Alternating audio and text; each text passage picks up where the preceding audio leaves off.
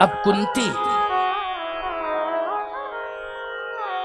याद रखना, कर्ण के कारण उसे क्या मिला है? बोलो भाई।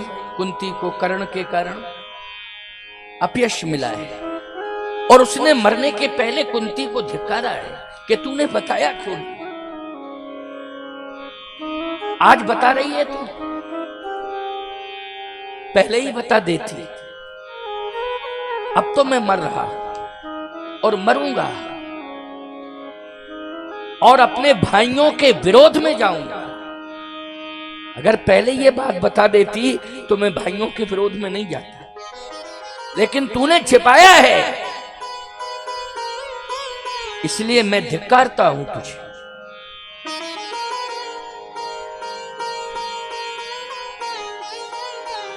कुंती की यहां गलती है, नहीं, कर्ण मारा नहीं जाता। मैं कहता हूं सुभद्रा की गलती है, अभिमन्यु मारा नहीं जाता। बोलो, अभिमन्यु मारा जाता क्या? गलती किसकी है? सुभद्रा की है। वो क्यों सो गई? जब अर्जुन कथा सुना रहा था चक्रव्यूह भेदने की, तो उसे सोना नहीं चाहिए था? प्रवेश करने वाली कथा तो सुन ली, लेकिन निकलने वाली कथा हो रही थी, उस समय सो गई। तो गलती किसकी हुई? बोलो भाई। गलती सुभद्रा की हुई, मां की गलती हुई। अभिमन्यु मारा गया है, लेकिन कोई टिप्पणी नहीं कर पाया। उसे मौका कहां मिला है टिप्पणी करने का? उसे मौका ही नहीं मिला है, लेकिन कर्ण को मौका मिल गया टिप्पणी करने का। बोलो भाई, मिला मौका कि नहीं? इसलिए उसने कह दिया। उसने कहा कि मैं विरोध में जाऊंगा, चाहे जितना तू रोवे, आंसू बहावे, समय तूने चुका दिया है। आज वो समय निकल गया है, अब बता रही हो, रो रो करके बता रही हो। पहले बताना चाहिए था। ऐसी बात नहीं कि मातृभक्ति मेरे जीवन में नहीं है।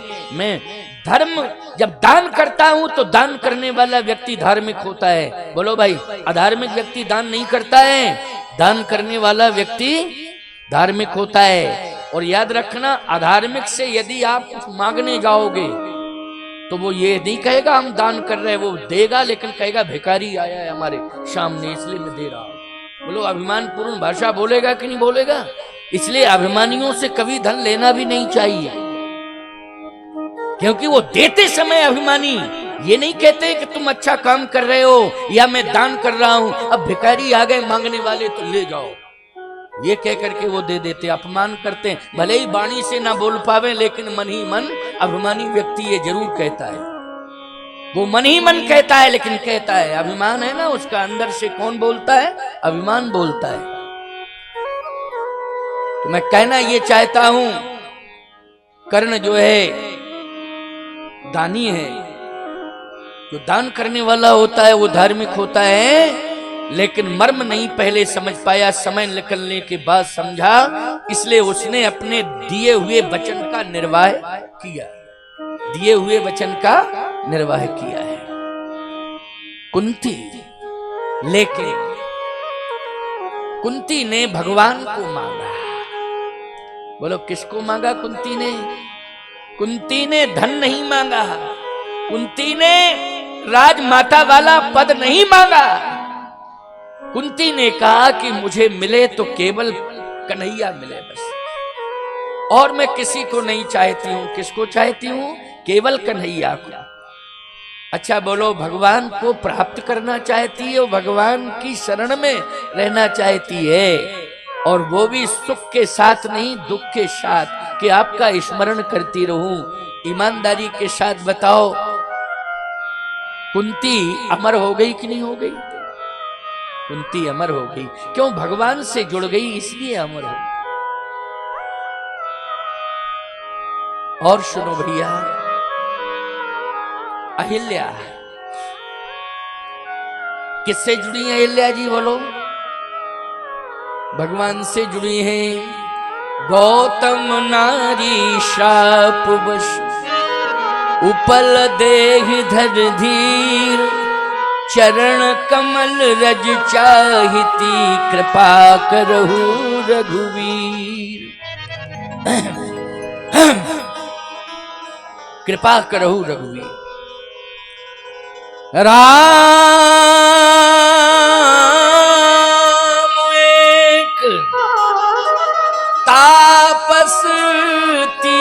उतारी,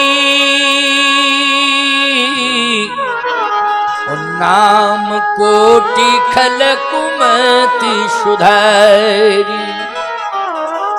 इसका मतलब है भगवान ने चरण रज देकर के उसका उद्धार कर दिया।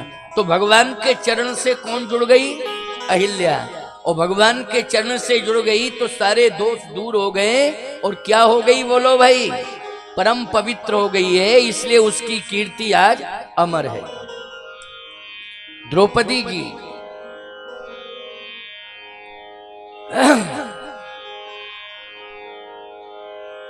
इनके अंदर ये दोष आए, लेकिन इसके बाद भी ये भगवान से जुड़ी तो क्या हो गई? परम पवित्र हो गई। बोलो हो गई परम पवित्र कि नहीं? जैसे एक कुएं का जल आया, उसमें आपने देखा कि अरे इसमें तो कूड़ा कचरा आ गया है, कूड़ा कचरा आ गया, तो आपने उसको हटा दिया।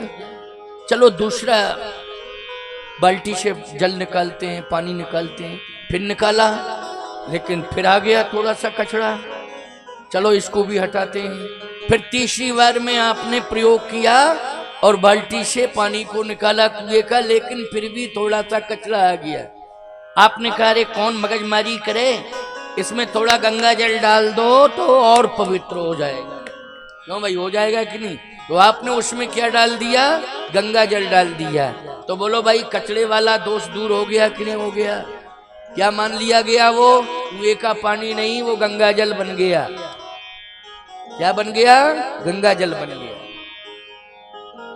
क्योंकि कितनी सावधानी से अब तो कुओं का स्वरूप ही विकृत हो गया है, और कुएं की परंपरा भी अब धीरे धीरे नष्ट होती जा रही है।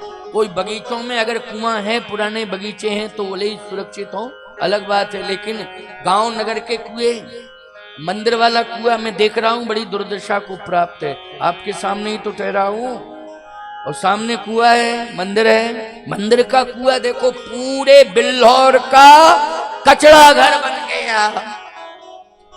सब ने उसमें कचरा डाल दिया है। बोलो डाल दिया कि नहीं कुएं में?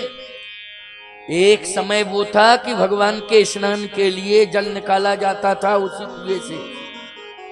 बोलो कितनी मर्यादा बनी थी कुएं से जल निकालने की, कि मंदिर के अंदर ही वो घाट है। हम देख रहे हैं, वो कल्पना करते रहते हैं कि देखो क्या मर्यादा बनाई थी, पूर्वजों ने बनाई थी मर्यादा।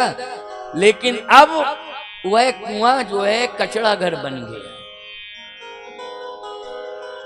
ये अपराध हो गया है। अगर समय आने पर आप सचेत हो जाते और कहीं उसको किसी तरह से प्रतिबंधित कर देते, पाट देते, तो कहीं कचरा नहीं गिरता, उसमें कचरा ऊपर ही रहता। बोलो रहता कि नहीं?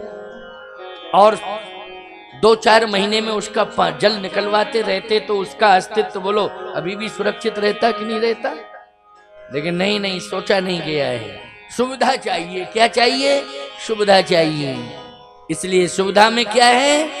बोले टंकी ऊपर रखो, नीचे नल लगाओ, टोटी को यूं घुमाओ, बाल्टी भर गई। कुछ नहीं करना, बाल्टी भर गई, और बढ़िया स्नान करो आराम से, हैं?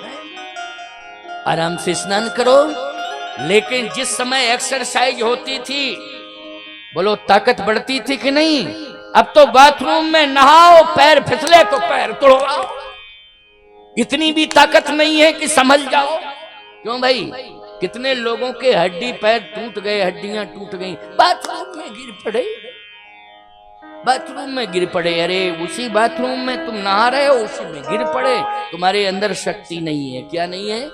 शक्ति नहीं है। तन को बलि बना लो इतना, सह लो सर्दी वर्षा घाम। इसलिए हर मौसम के साथ जुड़ना है, हर ऋतु के साथ जुड़ना है। कभी भी ठंडी से डरना नहीं चाहिए, धूप से घबराना नहीं चाहिए, और पानी की बौछार से कभी भयभीत नहीं होना चाहिए। इसलिए तन को बलि बना लो इतना, सह लो सर्दी वर्षा घाम। शरीर को प्रकृति से जोड़ो। किससे जोड़ो? प्रकृति से जोड़ो शरीर को। लेकिन आज शरीर को प्रकृति से हटा करके आपने सुविधाओं से जोड़ दिया। बोलो जोड़ दिया कि नहीं? जोड़ दिया है।